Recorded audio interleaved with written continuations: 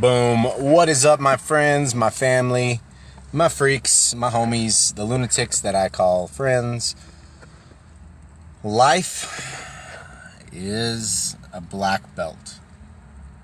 So I think about that in relationship to jiu-jitsu, obviously, because I like jiu-jitsu, but I think about it in relationship to what we can learn from it, right? Like, we have the opportunity when we walk into a situation to learn from it. We also have the opportunity to be submitted by it. Now, sometimes there's a deep relationship between the learning and the submitting. What's up, Russ? A lot of times there's a relationship between learning and submitting. A lot of times you got to learn what life is and be submitted by it in order to truly appreciate it and truly maybe learn from it. A lot of times it takes difficulty or hardship or trial to really be able to appreciate what you're experiencing.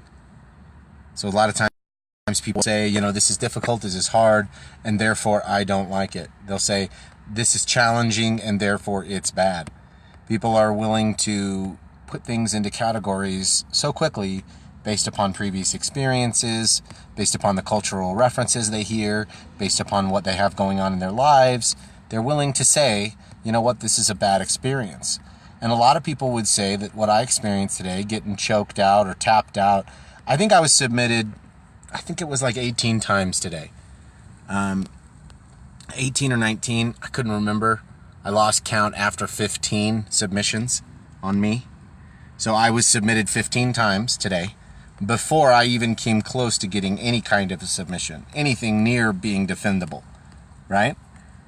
And what I learned from that experience was, that basically I could have taken away from that a completely different perspective. I could have taken away from that I need to run away from this situation because it's causing me pain. And my relationship to pain is that pain is bad and therefore I need to run from it, right? But when you really think about it, there's something there that you're missing because you categorize it as poor or bad or not good or not fun. Because of your categorization of that event or that situation or that person or that individual or whatever, you automatically assume it's bad and therefore push it away, you shut it off, and you limit yourself. You limit yourself. Think about the relationships that you have and the amount of hurt that you may have caused someone else. Think about the impact that hurt could have on them, and then ask yourself if you've given them the space to feel angry with you, to feel the emotions related to the trauma that you've caused them to experience. Ask yourself that question. Have you appropriately allowed the persons in your life who you've caused traumatic injury or harm to mentally or emotionally or even physically, have you given them the space in your relationship to feel that? Have you given them the ability to feel all of that emotion, or have you told them, it's not safe through your outbursts or your emotional whatever, you're telling them sort of that it's not really truly safe for you to feel those kinds of emotions here and now. You can't express your anger towards what I did because that will hurt me, and that's not safe. Sometimes it doesn't feel safe. For the person that's been hurt by you, it doesn't feel like a safe space at all. It can feel completely terrible. It can feel like, to the person that you've hurt, they can feel alienated. They can feel still very, very hurt, but they also feel like they don't have the space to feel that. They want to tell you that they're mad at you. They want to tell you they're angry. They want to express to you how what you did made them feel. They may want to give you to give you that data.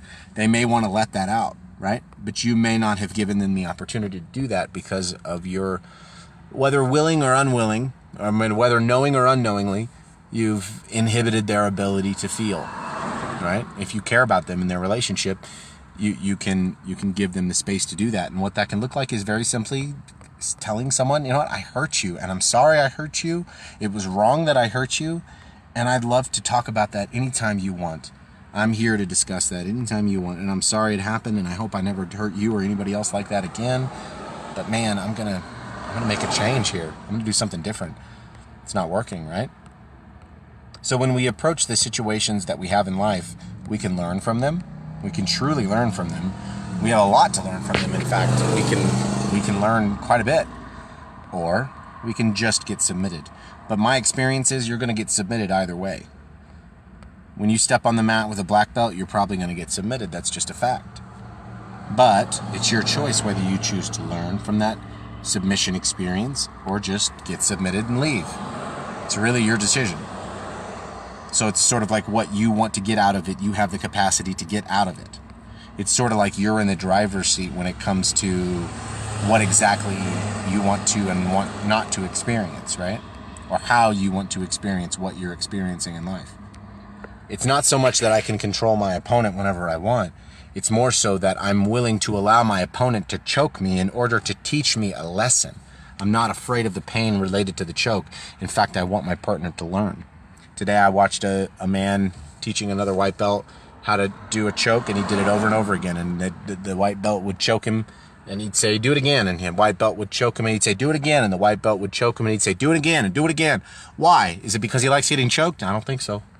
I think it's probably related to the fact that he wants to see his team, his partner, do better. Think about the people in your life that you love the most. Think about the people that you care about the most. Are you willing to experience hardship, even at their hands, in order to ensure that they are healthier, in order to ensure that they are safer? Are you willing to do that? And if you're willing to do it, I would encourage you to begin to dig. Begin to dig. Dig deep into your relationships, into how you relate to life. Because there's a very high likelihood that you're missing opportunities because you're afraid of pain or discomfort. There's a very high likelihood that you're missing opportunities to experience life and grow and develop skills that you need that could help you. You're limiting your ability to learn and develop those skills based solely upon your fear of pain and discomfort. That's one thing that soldiers have that many other humans don't have, is the ability to embrace the suck. Many other humans do, and other categories as well. But one of the things that I gleaned the most from my time in the military was that it is hard, and it's only going to get harder. It's going to get more difficult. So there's no sense in losing your hope now. Gain hope in knowing that it can't control you, but you control it. Right? So life, granted, has the capacity to be a black belt whooping the shit out of you. If I can be blunt, I'm sorry. That's sort of what it does. But you know what else it doesn't do? It doesn't do anything without your permission. It's kind of crazy. You can tap. You can reset. You can go over to a friend's house and you can just tell him, man, I'm having a hard day and I don't want to feel anything. I need to relax a little. Have those times and give yourself the freedom to do that. Give yourself the freedom to know that everything's going to be all right. And if it's not going to be all right, it's going to be all right. It's pretty much that simple. A lot of people try to overcomplicate it. Other people try to oversimplify it. It's somewhere right in the middle. It's truly somewhere right in the middle where we can learn to exist in this world, not in competition with it, but instead a learning partner on the mat with it. It's going to do things that we don't expect without our permission. It's going to blast here, it's going to shoot there, it's going to go here, it's going to do this, and we got to be prepared for it. And that preparation comes from training and discipline.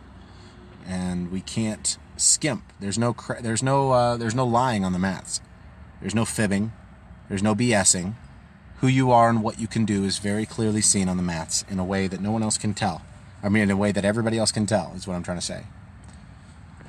If you come on the mat as a bullshit artist, everybody's going to see right through it. Do you understand that? Right through it. So when you come to life and you think about how you're engaging life, think about it in the same way. That this is a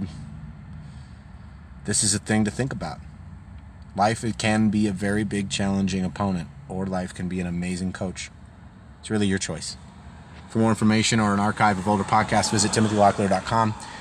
Last and foremost, and definitely the most important thing I'm going to say here, if you're thinking about hurting yourself today, don't do that.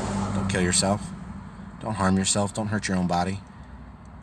You may feel like that's going to alleviate the pain and the pressure, but it won't. It'll actually make it forever worse. Don't do that. Don't do that today. There's people that give a giant crap about you. There's people that love you a whole bunch. And you matter. You matter to a lot of people. And how good is a black belt if he doesn't have an opponent, right? How big is the world if you're not in it? You facing on with that issue called the world, that opponent called that black belt the world, is what's going to make the difference. Furthermore, you can impact people in your life with the changes you make. I promise. I'm a living, walking, breathing example. I love you guys so much. If you're a veteran and you're having a hard time, visit Veterans for Natural Rights on Facebook or visit veteransfornaturalrights.org. We would love to connect with you, talk to you about medicine, resources, data, communication, fellowship, hiking, and all of those things.